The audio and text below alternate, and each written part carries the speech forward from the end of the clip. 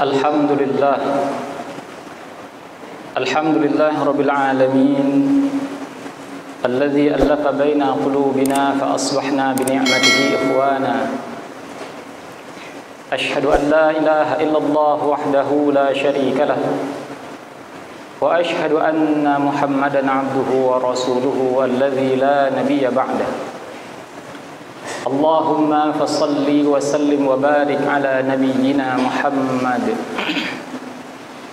sallallahu alaihi wa sallama tasliman katsira wa sallallahu ala alihi wa sahbihi ajma'in amma ba'du fa ya ibadallah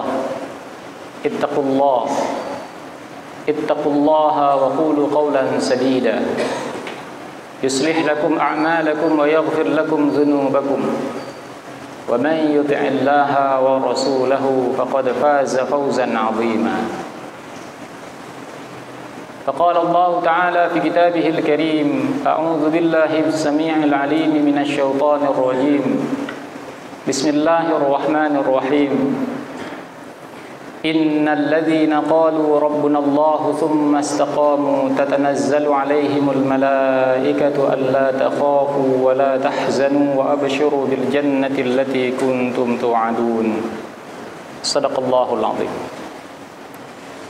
Sidang jamaah Jumat yang dirahmati Allah Subhanahu wa taala, puji dan syukur kita panjatkan kehadirat Allah Subhanahu wa taala atas beragam bentuk kenikmatan, atas limpahan karunia dari Allah Subhanahu wa taala kepada kita. Kemudian tak lupa salawat beserta salam semoga senantiasa Allah curahkan kepada baginda Rasulullah Muhammad sallallahu alaihi wasallam. Begitu pula kepada para keluarganya dan juga kepada para sahabatnya sekalian. Tak lupa melalui mimbar ini khatib ingin mengingatkan diri khatib sendiri dan juga para jamaah sekalian untuk senantiasa meningkatkan keimanan dan ketakwaan kepada Allah Subhanahu wa taala. Karena keimanan dan ketakwaan itu adalah sebaik-baik bekal tatkala kita menghadap Allah Subhanahu wa taala pada hari kiamat kelak. Pada kesempatan yang singkat ini khatib ingin menyampaikan satu nasihat atau tausiah,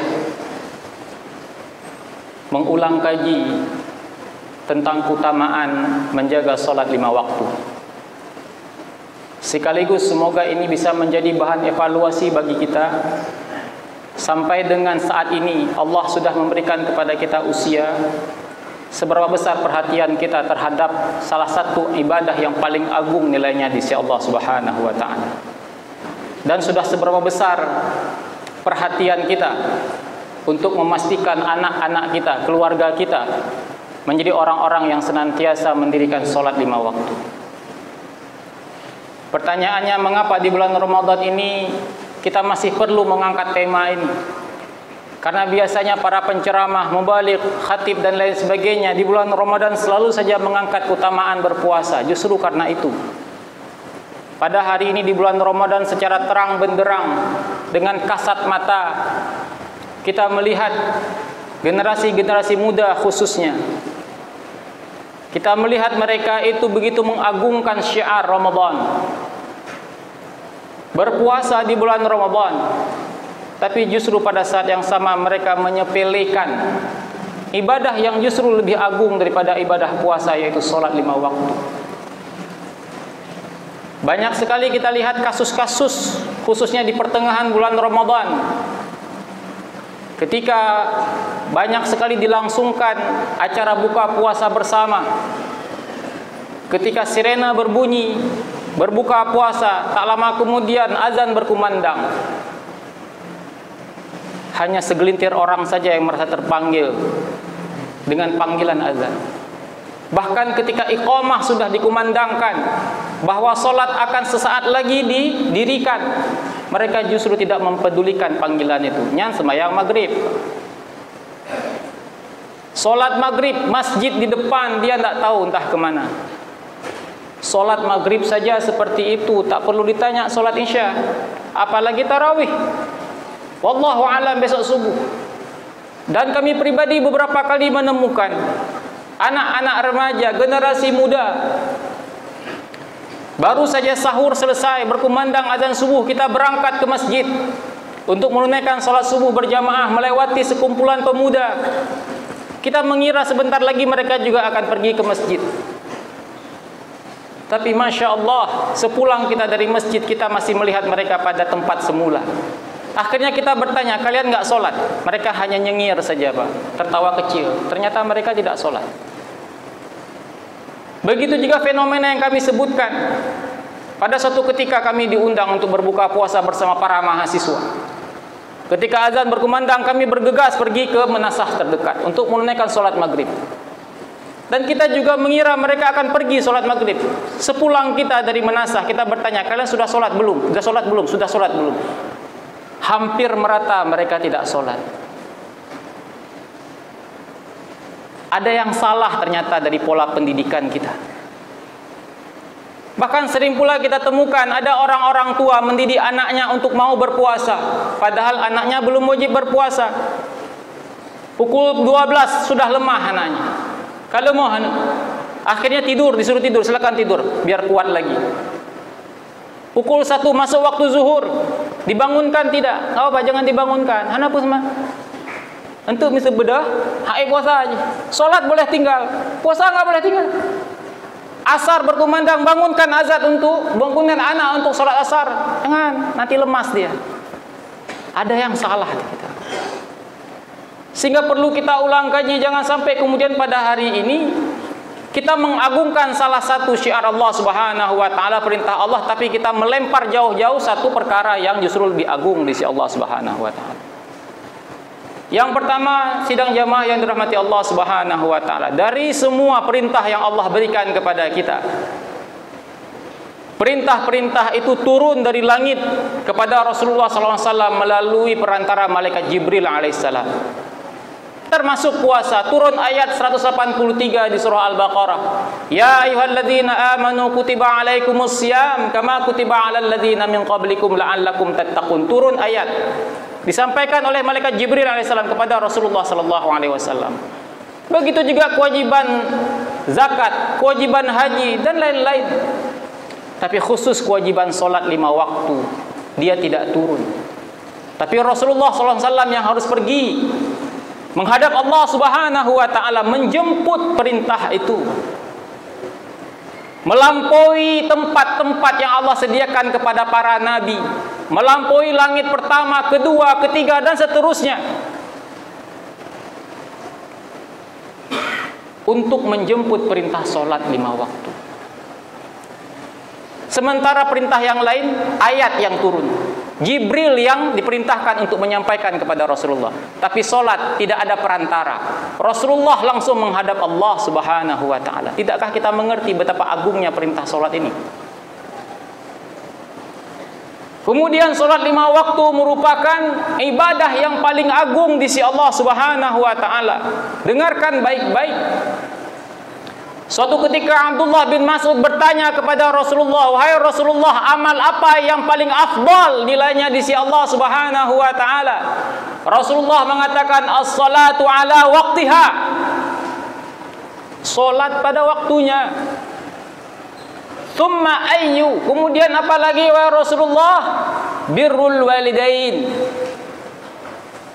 Berbuat baik kepada kedua orang tua. Tsumma ayyu ya Rasulullah, apalagi wahai Rasulullah? Al jihadu fi sabilillah. Berjihad di jalan Allah, ajak perang. Pergi berjihad itu nomor 3. Nomor 1 salat. Tidak ada guna pergi perang, salat nggak dijaga. Ya, tajam perang lawan orang kafir, semayang tan saban sih. Jangan bangga kali kaji suhada semayang tan. Tidak ada. Salat 5 waktu itu adalah ibadah yang paling afdal nilainya di sisi Allah Subhanahu wa taala. Kemudian apalagi Rasulullah sallallahu alaihi wasallam menyampaikan yang menjadi pembeda antara orang beriman dan orang kafir itu adalah salat. Puasa, orang kafir ada yang puasa, Pak. Kalau kita bilang di kita zakat, sedekah, mereka juga ada, Pak. Mereka sumbang ke gereja dan lain sebagainya. Mereka juga ada ibadah seperti harta itu. Kita naik haji mengunjungi tanah suci, mereka juga punya tanah suci. Tapi solat, ruku dan sujud hantam tak merumpok, Pak, bagaimana lain. Itulah yang membedakan antara orang beriman dan orang kafir. Memahami hadis ini sehingga ada ulama yang memahami bahwa ketika ada orang yang menyengaja meninggalkan sholat 5 waktu, maka dia kafir. Dan kalau dia mati, dia tidak dikebumikan bersama dengan tempat pemakaman umum orang Islam. Dan kalau dia mau bertobat, salah satu yang harus dia lakukan adalah dia harus bersyahadah ulang.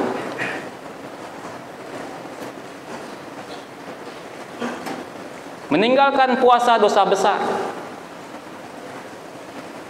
tapi meninggalkan sholat 5 waktu berkali-kali jauh lebih besar. Bahkan ada ulama yang mengatakan kafir hukumnya ketika dia menyengaja meninggalkan sholat 5 waktu. Kemudian sholat 5 waktu itu adalah satu-satunya ibadah yang tidak boleh ditinggalkan apapun yang terjadi.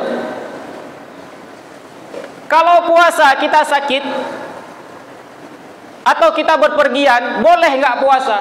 Faman kana maridan aw ala safarin fa iddatun min ayyamin ukhar. Barang siapa di antara kalian yang sakit atau melakukan safar, boleh enggak puasa? Boleh berbuka, ganti di hari yang lain.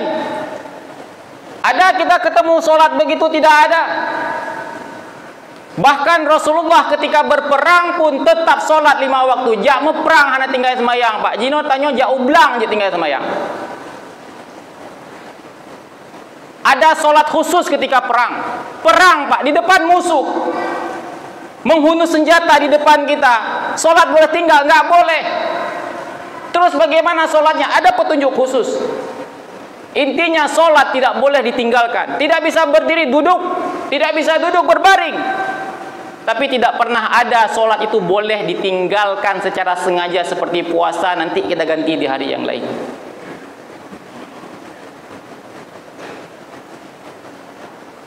Bagaimanapun kondisinya, sholat merupakan satu-satunya ibadah yang tidak boleh ditinggalkan. Apapun kondisinya, bahkan perang sekalipun. Apalagi hanya berbuka puasa bersama. Tapi pada hari ini, dengan persoalan yang sepele, bahkan tidak ada unsur ibadahnya sama sekali, justru generasi muda kita pada hari ini dengan begitu mudahnya meninggalkan perintah sholat 5 waktu di bulan Ramadan. Bahkan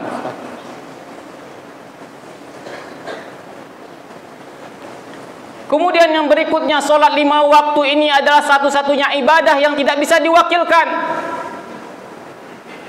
Nggak bisa kita nggak sholat, menyengaja meninggalkan sholat di waktu hidup, kemudian kita berharap nanti ketika kita meninggal ahli waris kita yang menggantikan kita. Hananya nubat dia. Tapi kalau puasa, bisa jadi ada seorang ayah sakit ketika dia bulan Ramadan, tidak bisa berpuasa, kemudian Allah menghendaki dia mati, maka ahli warisnya yang menggantikan dia berpuasa, atau paling tidak membayar fidyah. Ketika kita sudah punya kecukupan harta, hendak berangkat haji, hendak sampai umur, maka ada ahli waris kita yang melakukan badal haji dan lain sebagainya. Sholat kewajiban sendiri-sendiri. Jangan pernah berharap ahli waris saya nanti saya sudah 1000 rakaat, tinggal ahli waris saya semoga bisa gantikan sholat saya. Hana medro mentang hana hansip. Sholat adalah satu-satunya ibadah sendiri Pak, tidak bisa digantikan, tidak bisa diwakilkan dia. Dan kemudian Rasulullah mengatakan lagi, pada hari kiamat nanti ketika kita dibangkitkan, ibadah yang pertama yang dihisab oleh Allah Subhanahu wa taala adalah sholat. Bagus sholatnya, maka semoga bagus amal ibadah yang lain. Rusak sholatnya, tidak perlu lagi tanya yang lain. Sujud saja dia kepada Allah bermasalah, apalagi perkara yang lain. Ibarat rumah tiangnya rapuh, bagaimana bisa kita membangun dinding? Bagaimana bisa kita meletakkan atap? Tidak akan mungkin berwujud sebuah rumah. Karena agungnya perintah sholat ini, maka coba kita perhatikan. Allah ketika mengutus para nabinya, para rasulnya kepada umat manusia, salah satu ibadah yang Allah utus, Allah wasiatkan kepada para nabi adalah sholat. Coba kita perhatikan ketika Allah Subhanahu wa taala memanggil Nabi Musa alaihi salam, Hal ataka hadithu Musa idh nadahu rabbuhu bil wadil muqaddasi tuwa. Allah memanggil Musa ke lembah Tuwa. Apa kata Allah Subhanahu wa taala? Innani anallahu la ilaha illa ana. Sesungguhnya aku adalah Allah, tidak ada sembahan selain aku. Fa'budni, sembahlah aku. Wa aqimis salata li dzikri. Apa wasiat Allah langsung kepada Nabi Musa? Wa aqimis salata li dzikri. Enggak ada di situ dikatakan puasa, haji, enggak ada, salat, Pak.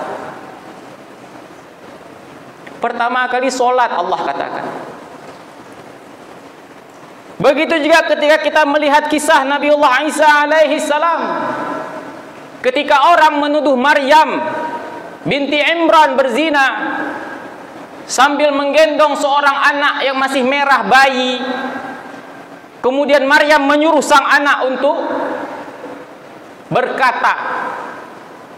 Dan kemudian dengan izin Allah Subhanahu wa taala, Nabiullah Musa yang masih bayi, masih merah, Pak, berkata, berucap kepada orang Bani Israel pada saat itu. Pertanyaannya, apa yang diucapkan oleh Nabi Isa alaihissalam ketika masih bayi? Qala inni abdullah. Berkatalah Isa, aku sesungguhnya adalah hamba Allah.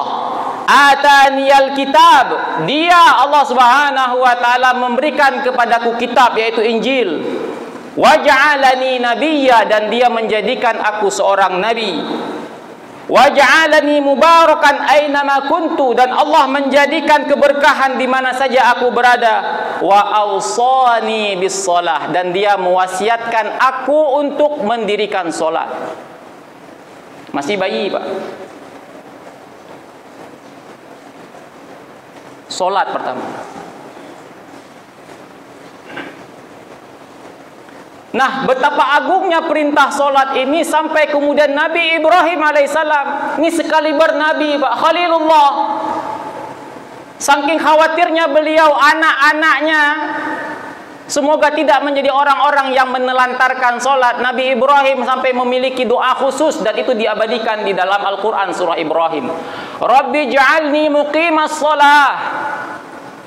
Ya Allah, jadikanlah aku menjadi orang yang senantiasa mendirikan solat. Nabi Ibrahim berdoa kepada Allah agar Allah menjadikan dia orang yang mendirikan solat. Nabi berdoa kepada Allah agar Allah menjadikan dia orang yang mendirikan solat.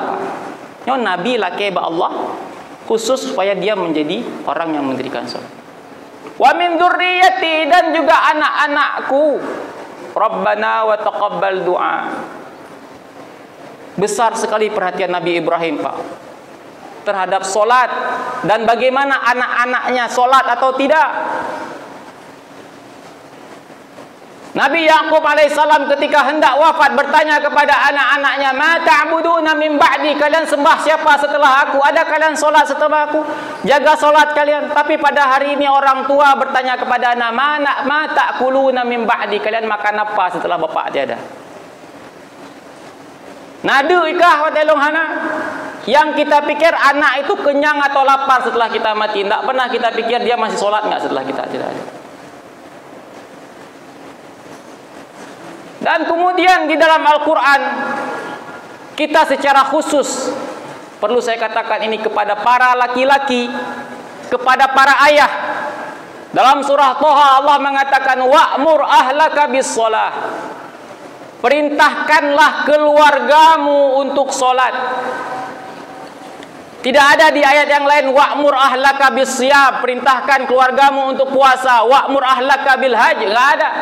Tapi wa'mur ahlaka bis-shalah, perintahkan keluargamu untuk solat. Ahlaka, kamu laki-laki. Wahai ayah, pastikan anak-anakmu solat. Bukan wa'mur ahlaki, wa'mur ahlaka.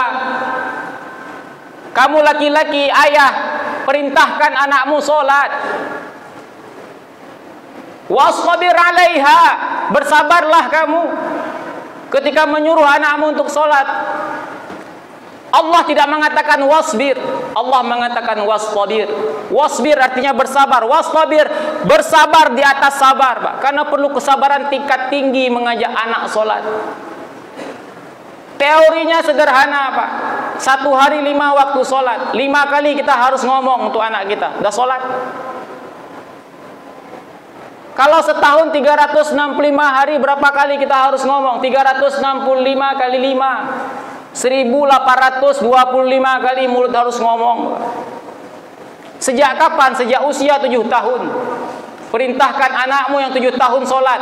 Kalau 7 tahun diperintahkan untuk sholat, kapan kita mulai perkenalkan dia sholat? Waktu 7 tahun. Sejak dini, Pak. Tapi justru kita pada hari ini memperkenalkan anak sejak dini. Betul, 5 tahun puasa. Oh, beres dah abang puasa. Semayang maghrib, isya, subuh anak tu.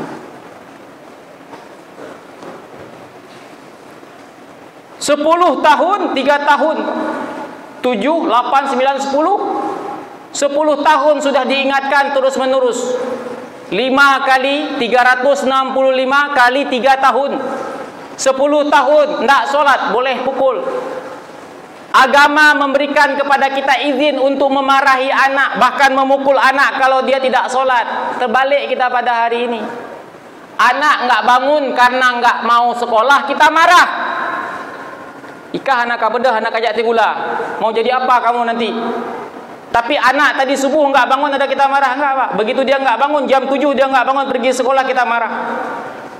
Tapi anak enggak sholat, kita enggak marah. Anak pulang ke rumah pakai baju kotor, kita marah. Anak tinggal sholat, kita enggak marah.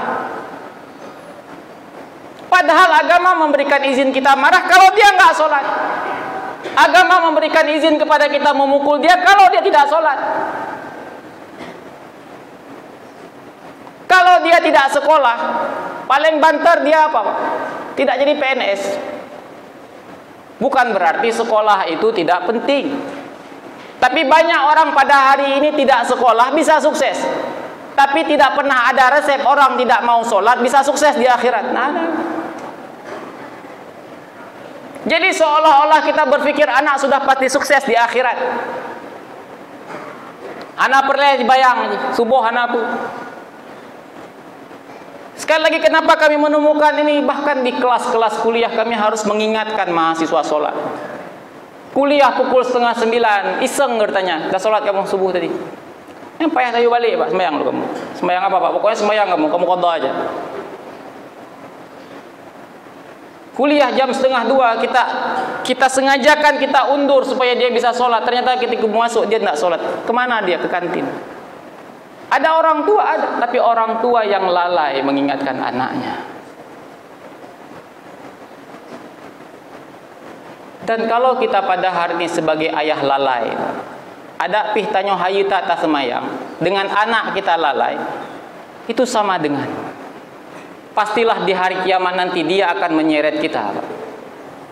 Karena orang yang pertama kali diminta pertanggungjawaban terkait dengan anak kita sholat atau tidak, kita sebagai ayah. Karena kita bisa menghukum mereka, karena kita pemimpin di rumah tangga.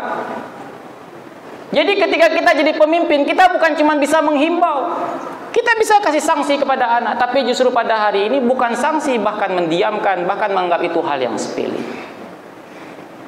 Dan yang terakhir, kalau kita membuka Al-Quran, perintah sholat adalah satu-satunya perintah yang diulang-ulang.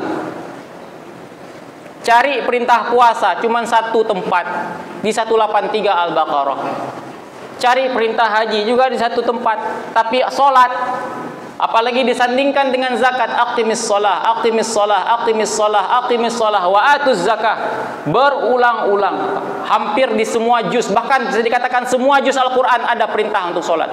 Juz 1, juz 2, juz 3, sampai juz 30, juz amma masih ada perintah untuk sholat. Tapi di juz 30 ada menumpuk perintah haji, nggak ada lagi, Pak. Juz 29 ada perintah haji, nggak ada lagi. Tapi perintah sholat sampai juz terakhir masih ada perintah sholat, bahkanlah ancaman untuk orang-orang yang asal-asalan dalam sholat. Fawailul lil musalli. Masih ada cerita tema sholat di juz 30. Semoga ini bisa memberikan kepada kita pesan penting betapa agungnya perintah sholat itu di dalam agama ini, sehingga memberikan kepada kita energi yang harus lebih ekstra untuk memastikan anak-anak kita juga menjadi anak-anak yang bisa mendirikan sholat. Karena sholat tidaknya dia itu juga akan berpengaruh terhadap nasib kita di hari akhirat nanti. Fa'tabiru ya ulil absar la'allakum turhamun.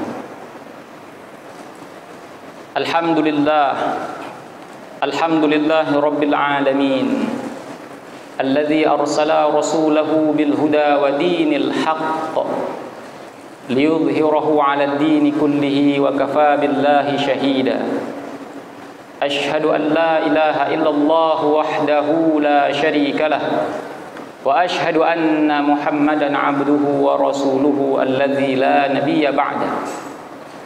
Allahumma fassalli wa sallim wa barik ala nabiyyina Muhammad sallallahu alaihi wa sallama tasliman katsira wa sallallahu ala alihi wa sahbihi ajma'in.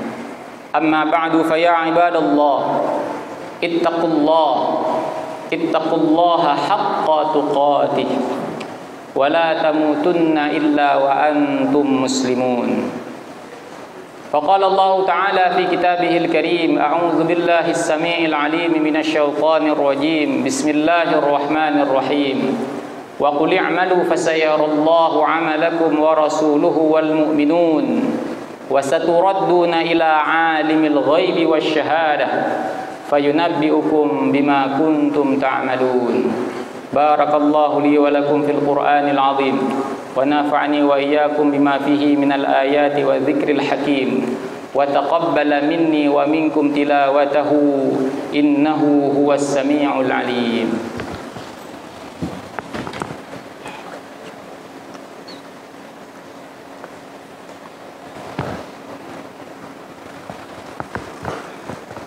Alhamdulillahi rabbil alamin, hamdan katsiran tayyiban mubarakan fihi. Ashhadu an la ilaha illallah wahdahu la syarika lah wa ashhadu anna Muhammadan 'abduhu wa rasuluhu alladzi la nabiyya ba'da. Allahumma fassalli wa sallim wa barik ala nabiyyina Muhammad sallallahu alaihi wa sallama tasliman katsira wa sallallahu ala alihi wa sahbihi ajma'in. Amma ba'du, fa ya ibadallah ittaqullaha wa qulu qawlan sadida yuslih lakum a'malakum wa yaghfir lakum dhunubakum wa man yuti'illaha wa rasulahu faqad faza fawzan 'azima. Faqala Allah Ta'ala fi kitabihil karim, a'udzu billahi minasy syaithanir rajim. Bismillahirrahmanirrahim.